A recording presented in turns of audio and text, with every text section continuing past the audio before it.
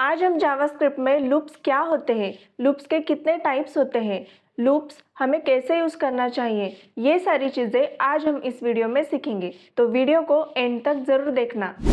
जब भी हमें कोई ब्लॉक ऑफ कोड यानी कि सेम चीज़ रिपीटेडली बार बार यूज़ करनी हो तब हम लूप्स यूज़ करते हैं। सपोज़ हमें हेलो जावास्क्रिप्ट 5 बार कंसोल करना है, तो हम यहाँ पर 5 बार कंसोल करेंगे हेलो जावास्क्रिप्ट। अब इसे सेव कर लेते हैं एंड रिफ्रेश करेंगे तो यहाँ पर देखो 5 बार हेलो जावास्क्रिप्ट प्रिंट होकर आ गया। अब सपोज़ हमें 100 बार या फिर 1000 बार हेलो जावास्क्रिप्ट प्रिंट करना है, तो हम बार बार कंसोल करते बैठेंगे तो बहुत टाइम लग जाएगा। तो इसी को हमारे लिए इजी करने का काम करता है लूप्स। जो भी चीज़ हमें बार बार रिपीट करनी है वो हम लूप्स की हेल्प से कर सकते हैं। जावास्क्रिप्ट में लूप्स को लिखने के डिफरेंट टाइप्स होते हैं। For loop, while loop, do while loop, for of loop, for in loop. तो ये बस डिफरेंट तरीके हैं जावास्क्रिप्ट में लूप्स को लिखने के। तो इन सभी को आज हम एक एक करके समझेंगे। फॉर लूप का कुछ इस तरह का सिंटैक्स होता है। इसमें फर्स्ट होता है इनिशियलाइजेशन स्टेटमेंट, जिसमें हम एक वेरिएबल को इनिशियलाइज करते हैं एंड उसे डिफ़ॉल्ट वैल्यू सेट करते हैं, जैसे कि यहाँ पर है लेट i इक्वल टू 1। उसके बाद होता है स्टॉपिंग कंडीशन, जिसमें हम कोई भी कंडीशन चेक कर सकते हैं। उसके बाद होता है अपडेशन स्टेटमेंट, जिसमें हम i की वैल्यू को इंक्रीमेंट या फिर डिक्रीमेंट कर सकते हैं। अब यहाँ पर हमने i को इनिशलाइज किया है i इक्वल टू 1। उसके बाद i less than equal to 5, मतलब जब तक स्टॉपिंग कंडीशन ट्रू होगी तब तक हमारा लूप चलता रहेगा। यानी कि यहाँ पर जब तक हमारी i की वैल्यू लेस देन और इक्वल टू 5 है तब तक ये कंडीशन ट्रू रहेगी, तो तब तक हमारा लूप चलता रहेगा। यहाँ पर i की वैल्यू 1 है, तो क्या 1 लेस देन इक्वल टू 5 है? हाँ है, तो ये लूप एग्जीक्यूट होगा। उसके बाद फिर i की वैल्यू 1 से इंक्रीमेंट होगी, मतलब अब i की वैल्यू क्या हुई? 2। अब i की वैल्यू यहाँ पर 1 से बढ़कर 2 हो गई। अब फिर से कंडीशन चेक होगी, क्या 2 लेस देन इक्वल टू 5 है? हाँ है, तो फिर से लूप एग्जीक्यूट होगा। तो इस तरह से फॉर लूप में हम एक बार इनिशियलाइजेशन करते हैं, बार बार अपडेशन करते हैं एंड बार बार कंडीशन चेक करते हैं। तो अब हम इसे प्रैक्टिकली करके देखेंगे। जैसे कि अब हम यहाँ पर एक फॉर लूप लेंगे। For let i equal to 1, i less than equal to 5, i plus plus.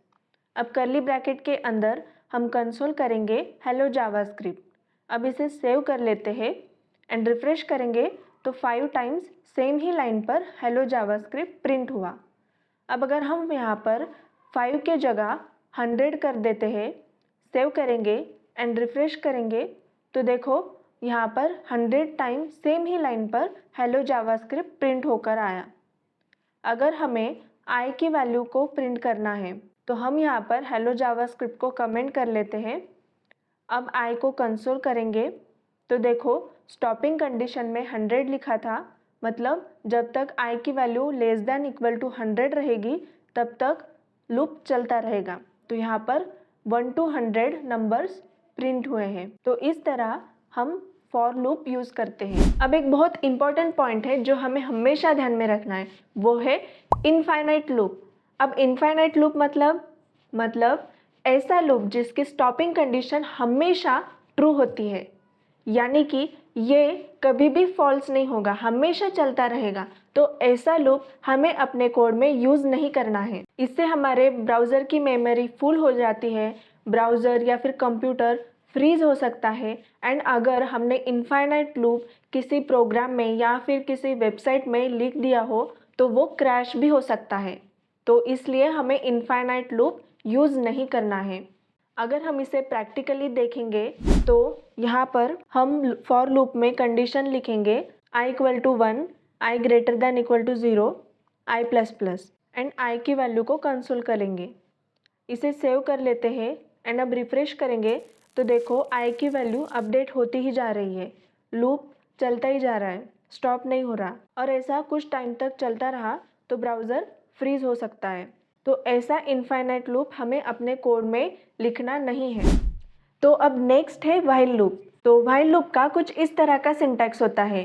तो व्हाइल लूप में भी हम फर्स्ट कंडीशन चेक करते हैं, जब तक कंडीशन ट्रू रहेगी तब तक लूप चलता रहेगा। तो व्हाइल लूप में हम इनिशियलाइजेशन व्हाइल लूप के पहले करते हैं एंड अपडेशन व्हाइल लूप के अंदर करते हैं।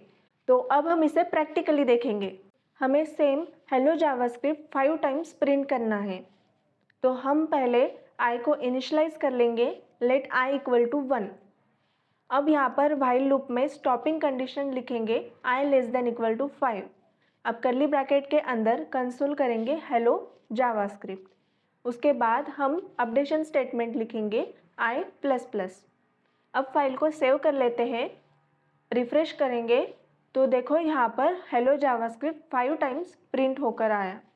तो व्हाइल लूप में हम पहले इनिशियलाइजेशन करते हैं, उसके बाद व्हाइल लूप में कंडीशन चेक होती है। यहाँ पर हमने i की वैल्यू 1 इनिशियलाइज की थी, तो 1 लेस देन इक्वल टू 5 हाँ ट्रू है, तो ये लूप चलेगा और जो मैसेज प्रिंट करना है वो करेगा एंड उसके बाद i की वैल्यू अपडेट होगी। तो इस तरह व्हाइल लूप यूज़ किया जाता है।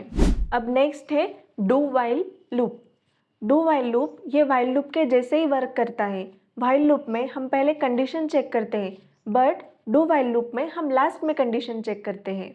डू व्हाइल लूप में फर्स्ट टाइम एक बार without condition check do block execute होता है और उसके बाद फिर व्हाइल में कंडीशन चेक होती है एंड फिर जब तक कंडीशन ट्रू रहेगी तब तक डू ब्लॉक एग्जीक्यूट होगा। तो अब हम इसे एक एग्जांपल से समझेंगे। तो यहाँ पर हम अब लेट i इक्वल टू 10 लेंगे, डू ब्लॉक में कंसोल करेंगे i, उसके बाद अपडेशन स्टेटमेंट लिखेंगे i प्लस प्लस। अब अपडेशन के बाद हम व्हाइल लूप में स्टॉपिंग कंडीशन लगाएंगे i less than equal to 5।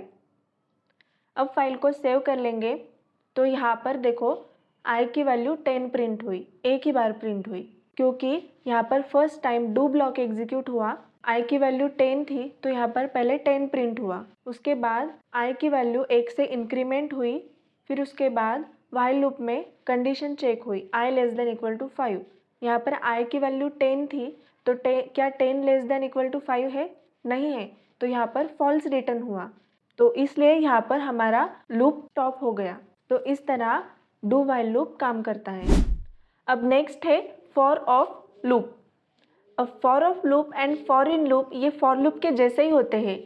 For of loop हम स्ट्रिंग एंड एरेस के लिए यूज़ कर सकते हैं। तो इसका सिंटैक्स कुछ इस तरह का होता है।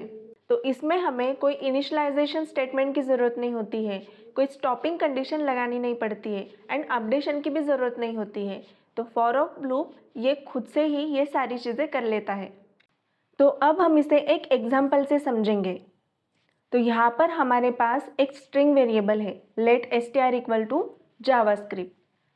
अब फॉर ऑफ लूप लिखेंगे तो यहाँ पर फॉर ऑफ लूप में हमारे पास लेट वैल वेरिएबल है। तो इसमें हमारे पास तो स्ट्रिंग को जब हम इटरेट करते हैं तो सारे एक एक करके कैरेक्टर्स आते हैं। उसके बाद होता है ऑफ कीवर्ड एंड उसके बाद होता है स्ट्रिंग वेरिएबल। तो स्ट्रिंग वेरिएबल जिस वेरिएबल को हमें इटरेट करना है वो वेरिएबल नेम हम यहाँ पर देते हैं। तो यहाँ पर अब हम फॉर ऑफ लूप के अंदर कंसोल मेथड में लिखेंगे, हमें सारे जो भी स्ट्रिंग में कैरेक्टर्स है सारे एक एक कर कर प्रिंट करना है। तो हम यहाँ पर वैल वेरिएबल को कंसोल करेंगे। अब फाइल को सेव करेंगे तो यहाँ पर देखो जावास्क्रिप्ट जो हमारी स्ट्रिंग में वैल्यू थी जावास्क्रिप्ट उसके सारे कैरेक्टर्स एक एक कर कर प्रिंट होकर आए। तो फॉर ऑफ लूप हम कुछ इस तरह से यूज़ कर सकते हैं। अब यहाँ पर हमें एक बात ध्यान रखनी है, फॉर ऑफ लूप हम सिर्फ स्ट्रिंग एंड एरेस के लिए यूज़ कर सकते हैं। तो अब अगर हमें ऑब्जेक्ट को इटरेट करना हो तो यहीं पर आता है हमारा अगला लूप फॉर इन लूप। अब नेक्स्ट है for in loop. For in loop हम ऑब्जेक्ट एंड एरेस को इटरेट करने के लिए यूज़ करते हैं। फॉर इन लूप का कुछ इस तरह का सिंटैक्स होता है। इसमें ये जो की वेरिएबल है ये ऑब्जेक्ट में जो की वैल्यू पेयर होता है उसमें से की को रिटर्न करता है। अब ये जो वेरिएबल है इन कीवर्ड के बाद उसमें हमें ऑब्जेक्ट या फिर एरे वेरिएबल नेम देना होता है जिसको हमें इटरेट करना है। तो फॉरेन लूप में भी हमें कोई इनिशियलाइजेशन नहीं करना होता है, कोई स्टॉपिंग कंडीशन नहीं लगानी होती है, कोई अपडेशन नहीं करना होता है। तो फॉरेन लूप खुद से ये सारी चीज़ें ऑब्जेक्ट एंड हैरिस के लिए कर लेता है। तो अब हम इसे एक एग्जाम्पल से समझेंगे। तो अब यहाँ पर हम एक ऑब्जेक्ट लेंगे, let student equal to first name Ram, last name Kumar. Suppose वो 9th स्टैंडर्ड में है तो हम यहाँ पर क्लास लेंगे 9th। तो ये हमारा एक ऑब्जेक्ट रेडी हो गया है। अब हम फॉरेन लूप लेंगे। फॉरेन लूप में हम हमारा जो स्टूडेंट वेरिएबल है वो लिखेंगे। तो फॉरेन लूप के अंदर हम अब की को प्रिंट करेंगे। अब फाइल को सेव कर लेते हैं। तो यहाँ पर देखो हमारे ऑब्जेक्ट में जितने कीज़ थे सारे प्रिंट होकर आ गए। First name, last name, class, ये सारे कीज़ है तो ये सारे प्रिंट होकर आ गए। अगर हमें की वैल्यू को भी प्रिंट करवाना हो तो हमें यहाँ पर सपोज़ हम यहाँ पर की लेंगे एंड उसके अभी हमें वैल्यू भी प्रिंट करवानी है। वैल्यू के लिए हम यहाँ पर स्टूडेंट हमारा जो ऑब्जेक्ट था वो लेंगे, स्क्वायर ब्रैकेट के अंदर की लिखेंगे। तो इससे क्या होगा कि स्टूडेंट में जो की है उसकी वैल्यू प्रिंट होकर आएगी। तो अब फाइल को सेव करेंगे तो देखो यहाँ पर हमारे की एंड उसकी वैल्यू भी प्रिंट होकर आ गई। तो इस तरह हम फॉरेन लूप यूज़ कर सकते हैं। आई होप आपको ये सारे लूप्स अच्छे से समझ आए होंगे एंड अगर नहीं भी आए तो वीडियो पूरा फिर से ध्यान से देखो एंड साथ ही साथ प्रैक्टिस करके देखो। एंड अगर आपको कोई भी डाउट हो तो कमेंट सेक्शन में आप शेयर कर सकते हो। तो अब मिलते हैं अगले वीडियो में। Till then be happy, keep learning.